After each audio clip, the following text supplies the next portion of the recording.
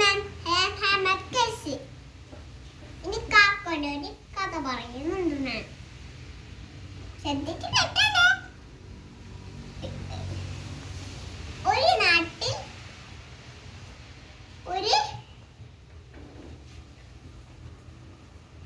കാക്ക നിൽക്കുന്നുണ്ട്.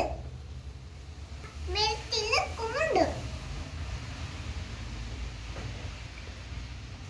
പറന്ന് പറന്ന് പോകാൻ ക്ഷണിച്ചു. എന്നിട്ട് ഒരു കാട്ടിലുണ്ട്. കാട്ടിൽ നോക്കി, തൊട്ടു നോക്കി, ഒരു പുര കണ്ടു. ആ പുരയില് ചട്ടി ഉണ്ടായിരുന്നു. കുറച്ച് വെള്ളം. കാക്കക്ക് ഒരു ഐഡിയ തോന്നി.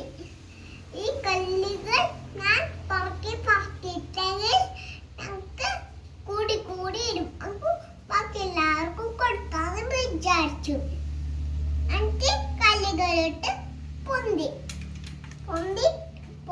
കുറച്ച് പൊന്തി.